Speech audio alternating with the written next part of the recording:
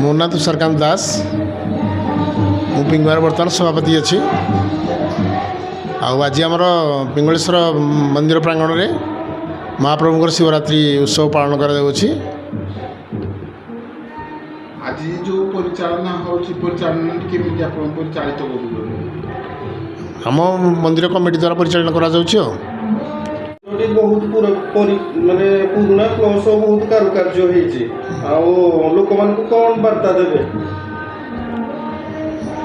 ଲୋକମାନଙ୍କୁ ବାର୍ତ୍ତା ଦେବା ପାଇଁ ବିଶେଷ କରି ମୁଁ ଆପଣ ଯେହେତୁ ଡ୍ରିମ୍ ସାଇଡ୍ ତରଫରୁ ଆସିଛନ୍ତି, ମୋର ଆପଣଙ୍କ ଅନୁରୋଧ, ଆପଣ ଯଦି ଆମ ବଡ଼ବର୍ଷା ପଞ୍ଚାୟତର ସରପଞ୍ଚ କହି ଆମ ମନ୍ଦିରକୁ ରାସ୍ତା କରିବାରେ କିଛି ସହାୟକ ହୋଇପାରେ ତେଣୁ ମୁଁ ବହୁତ ଖୁସି ହେବି। ଯେହେତୁ ଆମର ମନ୍ଦିରର ପ୍ରୋବ୍ଲେମ୍ କହିଲେ କେବଳ ମନ୍ଦିର ରାସ୍ତା, ନହେଲେ ଭଗବାନଙ୍କ ଆଶୀର୍ବାଦରୁ, ମୋ ଗାଁ ଲୋକମାନଙ୍କ ଆଶୀର୍ବାଦରୁ ମନ୍ଦିରର ଉନ୍ନତିକରଣ ଯେତିକି ହେଇଛି ମୁଁ ଭାବୁଛି ବୋଧେ ଭଲ ହେଇଛି।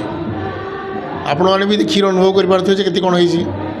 କିନ୍ତୁ ଲୋକମାନଙ୍କର କମ୍ପ୍ଲେନ୍ ଯେ ମନ୍ଦିରକୁ ରାସ୍ତା ନାହିଁ। ତେଣୁ ସେଥିପାଇଁ ଯଦି ଆପଣ ମିଡ଼ିଆ ଥ୍ରୁ କରିକି କିଛି ଯଦି କରିପାରିବେ ମୁଁ ବହୁତ ଖୁସି ହେବି।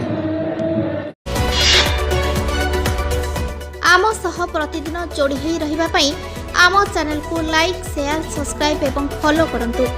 ଡ୍ରିମ୍ସ ରାଇଡର ସବୁ ସମୟରେ ଆପଣଙ୍କ ସେବାରେ।